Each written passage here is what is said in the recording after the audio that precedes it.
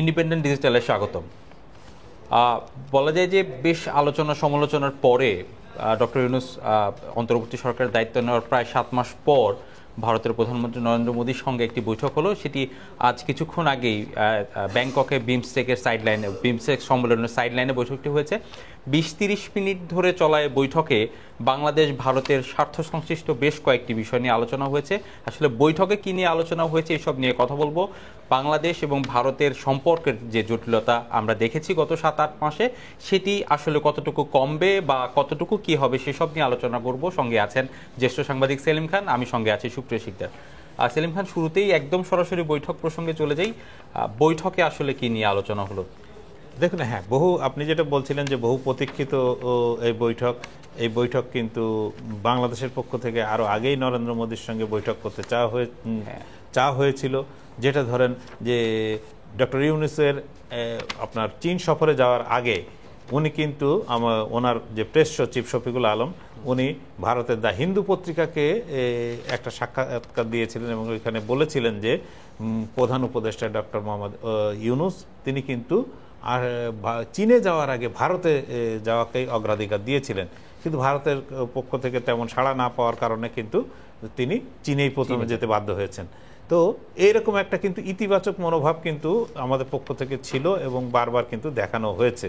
এখন সর্বশেষ এই যে বিমস্টেক সম্মেলনের পাশাপাশি এটা ব্যাংককে হচ্ছে, আপনি জানেন ব্যাংককে যে আলোচনার পাশাপাশি সাইডলাইনে এই মিটিংটি হয়েছে এবং দুপক্ষের মধ্যে প্রায় 20-25 মিনিট কথা হয়েছে। কথা বলার পর তাদের মধ্যে কি কথা হয়েছে না হয়েছে এটা আমাদের পক্ষ থেকে বা বাংলাদেশের পক্ষ থেকে প্রধান উপদেষ্টা তথ্য প্রেস সচিব শফিকুল আলম উনি ব্রিফ করেছেন। উনি বলেছেন যে আলোচনাটা অত্যন্ত ফলপ্রসূ এবং গঠনমূলক হয়েছে। শব্দ চয়নগুলো বুঝতে হবে যে গঠনমূলক এবং ফলপ্রসূ হয়েছে। তার মানে যে বিষয়গুলো বাংলাদেশের পক্ষ থেকে ভারতের কাছে উত্থাপন করা হয়েছিল বা ভারতের পক্ষ থেকে বাংলাদেশের কাছে উত্থাপন করা হয়েছিল, সে বিষয়ে দুই দেশই ইতিবাচক সাড়া দিয়েছে এমন একটা ধারণা আমরা পেয়ে থাকি।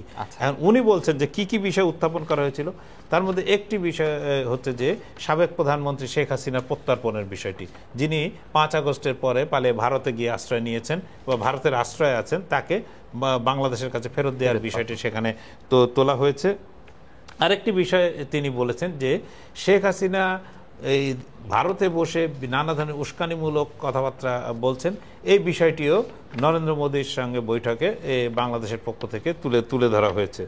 এর পাশাপাশি যেগুলো ধরেন দুই দেশের মধ্যে দীর্ঘদিন ধরে চলে আসা যে সংকট, যার মধ্যে একটি আছে সীমান্ত হত্যা, একটি বড় বিষয় হচ্ছে যে সীমান্তে আমাদের যে দুই দেশের অভিন্ন নদীর পানি বন্টন, এরকম নানা বিষয় কিন্তু আছে। তারপরে হচ্ছে যে বাণিজ্য, দুই দেশ একেবারে আমাদের 3 দিক দিয়ে ঘেরা ভারত, ফলে আমাদের বাণিজ্যের অনেক কিছুর অংশীদার কিন্তু ভারতেরও অংশীদার আমরা, ফলে দুই দেশ কিন্তু বাণিজ্য বিষয়েও কিন্তু আলোচনা হয়েছে। ফলে নানা বিষয় এখানে উঠে এসেছে, একদম স্পেসিফিক ভাবে জানা যাচ্ছে না, তাৎক্ষণিকভাবে যে বিষয়গুলো জানা গেছে সেইগুলোই আসলে স্বাভাবিক যে এই বিষয়গুলোই আলোচনায় আসবে।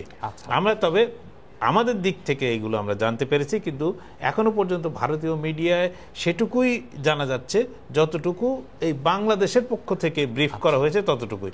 ভারতের পক্ষ থেকে এখনো পর্যন্ত তেমন কোনো কিছু জানা যায়নি বা জানানো হয়নি। আচ্ছা সেলিম খান, আমরা শুরুতে বৈঠক নিয়ে কিছু বলছিলাম যে বৈঠক বাংলাদেশ তরফ থেকে চাওয়া হয়েছে, ভারতের তরফ থেকে বেশ কয়েকবার বৈঠক সম্পর্কে তারা রাজি হয়নি, এরকম একটা অনিশ্চয়তা ছিল। তো 5 আগস্টের পরে আমরা দেখেছি ডক্টর ইউনূসকে ফোন করে শুভেচ্ছা জানিয়েছেন নরেন্দ্র মোদী, কিন্তু বৈঠকে আসলে বসেননি। আসলে সমস্যাটা কোথায় ভারতের তরফ থেকে বাংলাদেশের সঙ্গে বৈঠকে? দেখুন, প্রথম হচ্ছে বাস্তবতা হচ্ছে যে 5 আগস্টের যে পরিবর্তন, এই পরিবর্তনটা কিন্তু মানে ভারত বা ভারতের শাসকরা, যদি বলি আমি ভারত না বলে ভারতের শাসকরা কিন্তু এইটাকে ঠিক মানে হজম করতে পারেননি, নিতে পারেনি যে এত বড় একটা ঘটনা হঠাৎ ঘটে যাওয়ায় সেটা কিন্তু তাদের হজম করতে অনেক সময় লেগেছে। যে শেখ হাসিনা এইরকমভাবে একটা গণরোষ বা জন আন্দোলনের মুখে মানে তার সরকার গদিচ্যুত হবে এবং তিনি দেশ ছেড়ে পালাতে বাধ্য হবেন, এরকম একটা বিষয় কিন্তু ভারত ঠিক চিন্তাও করেনি বা এইরকম একটা পরিণতির কথা তারা পরিণতির জন্য তারা প্রস্তুত ছিল না। ফলে এটা তাদের জন্য কিন্তু একটা শকিং, একটা বেশ মানে কঠিন অবস্থায় ছিল। সেই জায়গা থেকে কিন্তু কাটিয়ে উঠে আপনি যেটা বললেন যে ডক্টর মোহাম্মদ ইউনূস যে 8 তারিখে শপথ নিলেন, তার পরপরই কিন্তু নরেন্দ্র মোদী তাকে ফোন করে শুভেচ্ছা জানিয়েছিলেন। এমনকি পরবর্তীতে তিনি টুইটও করেছেন, মানে এক্স হ্যান্ডেল এখন যে এর শুভেচ্ছার কথা লিখিয়েছেন। কিন্তু দেখা গেল যে তারপরে যখন আপনার জাতিসংঘে যখন সাধারণ পরিষদের সভা হলো, ওর পাশাপাশি ওই সময় কিন্তু বাংলাদেশের পক্ষ থেকে একটা মোদির সঙ্গে বৈঠকের একটা চাওয়া হয়েছিল, কিন্তু ভারতের পক্ষ থেকে তেমন সাড়া মেলেনি। পরবর্তীতে ভারতের সঙ্গে নানাভাবে সরকারি তরফে চেষ্টা করা হয়েছে, কিন্তু ভারতের পক্ষ থেকে সাড়া দেয়া হচ্ছিল না বলে এই অভিযোগ কিন্তু বাংলাদেশের পক্ষ থেকে করা হচ্ছিল।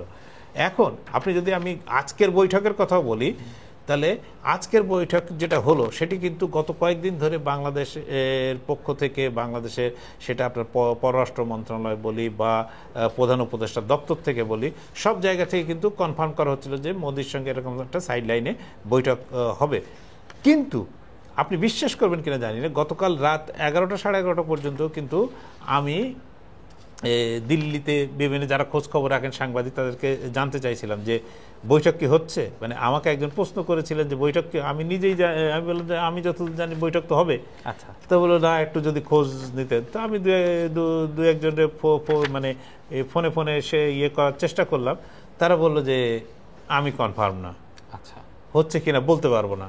মানে পরে সকালে আমাকে একজন জানালেন যে হ্যাঁ বৈঠকটা হয়তো হতে পারে, মানে হবে এরকম করো। তার মানে আমরা যতটা কি বলবো পরিষ্কার করে বিষয়টি জানিয়েছি, ভারতের পক্ষ থেকে কিন্তু এটা অনেক লুকোছাপা করা হয়েছে। অথচ অন্যান্য সময় দেখা যায় ভারতের এমইএ, যেটা মিনিস্ট্রি অফ এক্সটার্নাল অ্যাফেয়ার্স বা পররাষ্ট্র মন্ত্রণালয়, তাদের পক্ষ থেকে বা পিএমও তাদের পক্ষ থেকে কিন্তু বলে দেওয়া হয় যে কি কি কর্মসূচি আছে বা কে কার সঙ্গে নরেন্দ্র মোদী বৈঠক করতে পারেন, এই বিষয়ে কিন্তু আগেভাগেই পরিষ্কার মোটামুটি জানা যায়।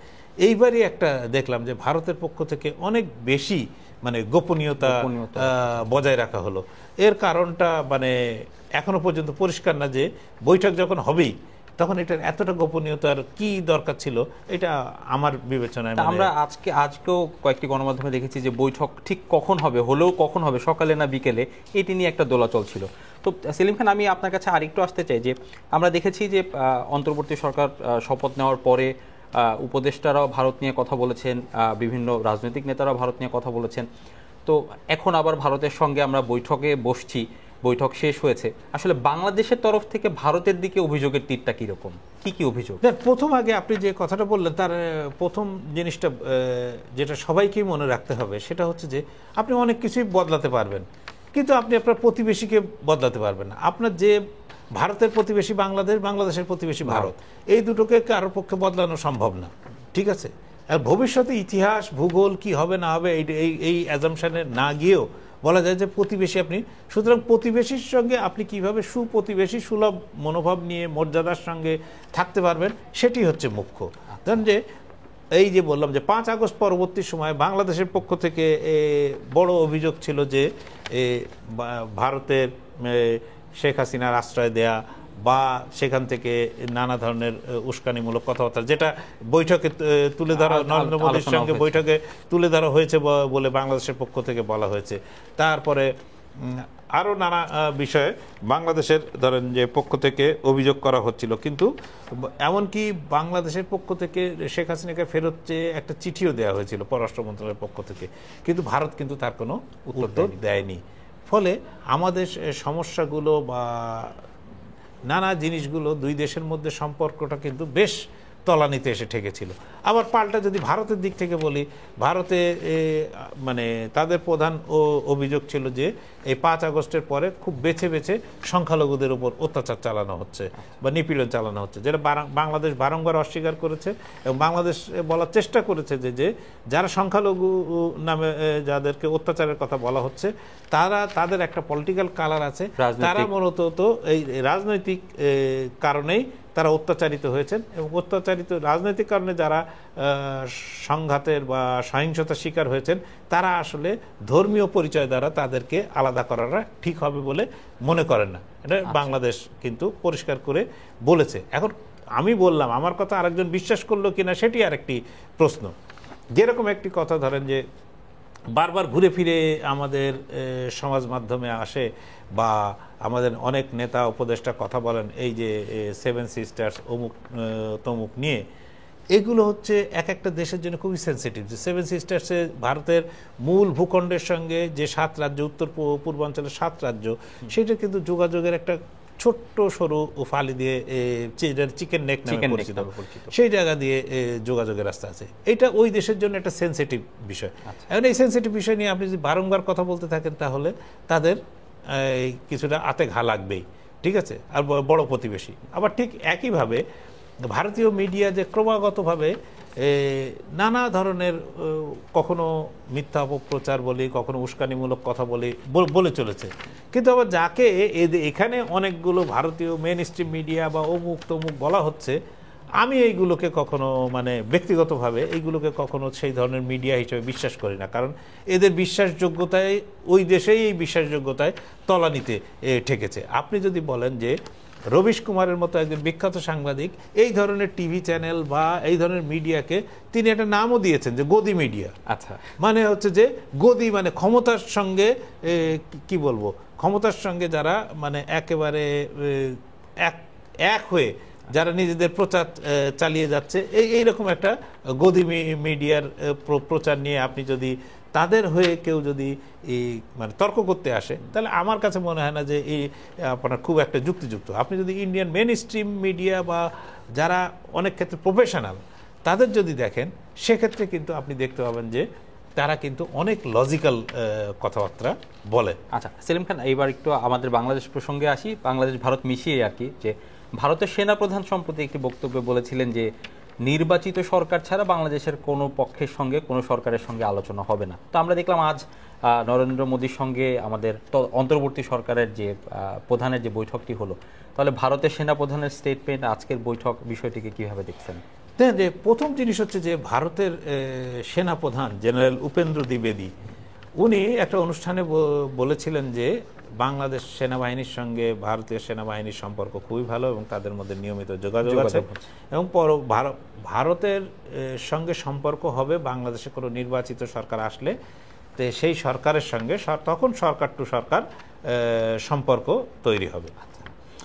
এটি একটা ধরেন যে একজন সেনাপ্রধানের পক্ষে, বিশেষত ভারতবর্ষের মতো দেশে একজন সেনাপ্রধানের পক্ষে এই কথাটা বলাটা একদম নজিরবিহীন।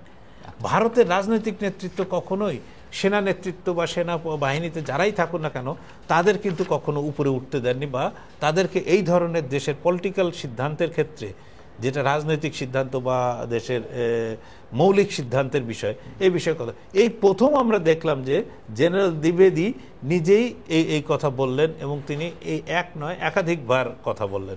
যেরকম ধরেন যে একটা জিনিস ভারতীয় সেনাবাহিনীর এক্স হ্যান্ডেলে রাখা হয়েছিল যে ঢাকায় নিযুক্ত যিনি আপনার বাংলাদেশ ভারতের হাই কমিশনার আপনার প্রণয় ভার্মা দিল্লিতে গিয়ে ভারতীয় সেনাপ্রধানের সঙ্গে দেখা করেছেন, বৈঠক করেছেন এবং তার ওই আলোচনা এবং ওই ছবিটি ভারতের সেনাবাহিনীর এক্স হ্যান্ডেলে পিন করে রাখা ছিল। তো প্রণয় ভার্মা একজন ভারতীয় কর্মকর্তা, পররাষ্ট্র মন্ত্রণালয়ের কর্মকর্তা, এবং তিনি গিয়ে সেনা প্রধানের সঙ্গে দেখা করতে পারেন এটা কোনো, কিন্তু প্রণয় ভার্মা গিয়ে প্রথম দেখা করার কথা হচ্ছে যে ভারতের পররাষ্ট্র মন্ত্রণালয়, পররাষ্ট্র সচিবের সঙ্গে, দরকার হলে আরো বড় হলে অজিত দোভালের টিমের সঙ্গে দেখা করতে পারেন, আরো হলে নরেন্দ্র মোদীর সঙ্গে দেখা করতে পারেন।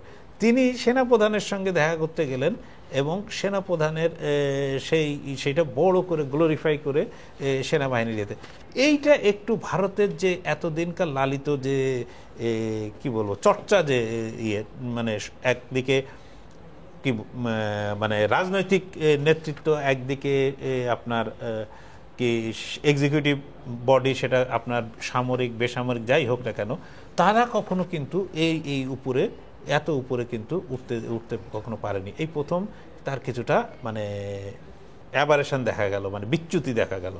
তো তো এরপরে এই দ্বিবেন্দী এই কথা বললেও কিন্তু তাকে মানে একটা বিষয় কিন্তু আমাদের মনে রাখতে হবে যে ভারতের পররাষ্ট্রমন্ত্রী এস জয়শঙ্করের সঙ্গে আমাদের পররাষ্ট্র উপদেষ্টা তৌহিদ হোসেনের কিন্তু দুইবার সাক্ষাৎ হয়েছে। একবার গত সেপ্টেম্বরে নিউ ইয়র্কে, আর এবছর ফেব্রুয়ারিতে ওমানে কিন্তু সাক্ষাৎ হয়েছে। তার মানে যে দুই দেশের সরকারের মধ্যে কথা একেবারে হয়নি তা কিন্তু না। তারপরে যদি এইবারের মানে সর্বশেষ কথাটা বলি যে আজ আমাদের প্রধান উপদেষ্টা অধ্যাপক ডক্টর মোহাম্মদ ইউনূসের সঙ্গে যে ভারতের প্রধানমন্ত্রী নরেন্দ্র মোদীর বৈঠকটি হলো, তাতে কিন্তু এই দ্বিবেদীর এই কথাটি শেষ পর্যন্ত আর টিকলো না, মানে থাকলো না। ফলে মানে আমি ঠিক আমারও ঠিক বোধগম্য হয় না ঠিক দ্বিবেদী কেন এই কথাটি বলেছিলেন এবং কি কারণে বলেছিলেন। যদি তার কথাই যদি ঠিক হবে তাহলে নরেন্দ্র মোদী কেন বৈঠকে বসলেন। এখন সেই মানে নাসিরুদ্দিন হোজ্জার সেই গল্পের মতো বলতে হয় মানে এই ক্ষেত্রে যে আমার বিড়াল থাকলে মাংস কই, মাংস থাকলে বিড়াল কই। ঠিক আছে সেলিম খান, আমরা শেষ করব তার আগে আপনার কাছে একটু ছোট করে জানি যে আমাদের দু দেশের মানুষের মধ্যে কিছু খুবই মানে মানুষের সাথে যায় কিছু বিষয় আছে, যেমন তিস্তা চুক্তি, বাণিজ্য ঘাটতি চলছে যে দুই দেশের মধ্যে, পাশাপাশি সীমান্ত হত্যা এবং আরেকটি বড় সেটি হচ্ছে ভিসা জটিলতা। আপনার কাছে কি মনে হয় এই যে আজ 20 থেকে 30 মিনিটের বৈঠক হলো, এরপরে কি এই সমস্যাগুলো দ্রুত সমাধান হবে? না, প্রত্যেকটি সমস্যাই জটিল। তিস্তা সমস্যা, তিস্তায় বলা হয় যে পানিই নেই, সেখানে আপনার মানে কি ভাগাভাগি করবেন। ঠিক আছে, সেটা একটা জটিল সমস্যা। এটা দুই দেশকে মিলেই এক বাইরের কেউ এসে সমাধান করতে পারবে না। সীমান্ত হত্যা নিশ্চিতভাবে আমরা এর তীব্র বিরোধী, এবং যে কোনো হত্যা এই ভারতবর্ষ যখন ভাগ হয় তখন এমনভাবে এই বিশেষত বাংলা ভাগের সময় এমনভাবে লাইনটা টানা হয়েছিল যে মানুষের একজনের ঘর পড়েছে এক দেশে, রান্নাঘর পড়েছে আর এক দেশে, বা যাদের একটু বড় পরিবার এক গ্রামের এক অংশ পড়েছে এক দেশে, অপর অংশ পড়েছে এক দেশে, এক বাড়ি পড়েছে ভারতে তো জমি পড়েছে বাংলাদেশে। তো এইরকম বহু ঘটনার সাক্ষী এবং খুবই বেদনাদায়ক পরিস্থিতি। সেখানে ধরেন সীমান্ত ভারত কাঁটাতার দিয়েছে, ঠিক আছে, কিন্তু সীমান্ত এই ধরনের দুই দেশের দুই পাড়ের মানুষের সীমান্তের যে মানুষ যারা বাস করেন, আমরা যারা ঢাকা বা দিল্লি কলকাতা এসব জায়গায় থাকি, তারা আসলে সীমান্তের মানুষকে ওইভাবে বুঝি না। সীমান্তের মানুষের কিন্তু দুই দেশের মানুষের মধ্যে এখনো পর্যন্ত এই এত চেষ্টা করেও কিন্তু তাদের মধ্যে যোগাযোগ কিন্তু থামানো যায়নি। এবং বিভিন্ন আপনি দুই দেশ থাকলে বিভিন্ন ধরনের জিনিস থাকলে ধরেন চোরাচালান থাকবে। যদি বাংলাদেশে গরুর চাহিদা হয়, গরু ওই দেশ থেকে আসবে। এদেশ থেকে যদি মনে হয় যে সোনার চোরাচালান হয়ে ভারতে যাবে, তাও সেটা যাবে। এগুলো কোনো কিছু রোধ করা সম্ভব না। কিন্তু সব কিছুর মূলে যদি আপনি মনে করেন গুলি করে মারলেই যে সমাধান হয়ে যাবে, এটা আসলে সমাধান না। আসলে দুই দেশে, আর যেটা আপনি বললেন যে ভিসার সমস্যা, ভিসার সমস্যাটা, ভিসা হচ্ছে ভিসা দেয়া না দেয়া একটি সার্বভৌম দেশের অধিকার। আমরা এই বিশেষত ভারত, বাংলাদেশ বা অন্যান্য রাষ্ট্র, আমরা এই যে এই সাবকন্টিনেন্টের বিশেষত আগে যেটা বলছিলাম সেটাই, যে এমনভাবে ভাগ হয়েছে আমরা এক দেশ থেকে আরেক দেশে যাব, আমরা মনে করি আমার ভিসা কি, ভাই আমার কাছে পাসপোর্ট আছে, পাসপোর্ট নিব চলে যাব, এটা ভিসা কি। কিন্তু মানে এখন ভাগটা হতে হতে এমন জায়গায় এসে গেছে যে ভিসা আপনার একটা দেশের সার্বভৌম অধিকার, এই জিনিসটা আমরা কিন্তু ভুলে গেছি। আমরা আমেরিকা বা ইউরোপ বা অন্য কোনো দেশের ভিসা প্রত্যাখ্যাত হলে আমরা তেমন কিছু মনে করি না। কিন্তু আমাদের ভারতীয় ভিসা যদি আমাদের না দেয় বা আমরা প্রত্যাখ্যাত হই, বা ধরেন ভারতে যিনি আছেন তিনি যদি বাংলাদেশে আসার জন্য ভিসার আবেদন করে প্রত্যাখ্যাত হন, তার কিন্তু আঘাতটা খুব বেশি লাগে। তা তিনি এটাকে তার অধিকার বলে ধরে নেন যে আমার ভারতে যাওয়ার বা ভারত থেকে যিনি বাংলাদেশে আসতে চান তার এদেশে আসার, এটা তাদের অধিকারের মধ্যে পড়ে। এবং আসলেই অধিকার, কারণ হচ্ছে যে আপনারা দুই দেশ মানে এই দেশগুলোকে এমনভাবে ভেঙেছেন, সেটার দায়ভার তো সাধারণ মানুষের কাঁধে কেন চাপিয়ে দিচ্ছেন। কিন্তু রাজনৈতিক নেতৃত্ব মানে এ বিষয়ে তাদের প্রত্যেকের সুবুদ্ধির উদয় হবে, এইটা আমরা প্রত্যাশা করতে পারি। এর বাইরে সিদ্ধান্ত নেওয়ার ক্ষেত্রে তো আর আমাদের যে মানুষের সম্পর্কটা অন্তত বেঁচে থাক। ধন্যবাদ সেলিম খান। দর্শক, আজ এ পর্যন্তই। দেশ বিদেশের যে কোনো খবর জানতে চোখ রাখুন ইন্ডিপেন্ডেন্ট ডিজিটালে। ভিজিট করুন itbd.com।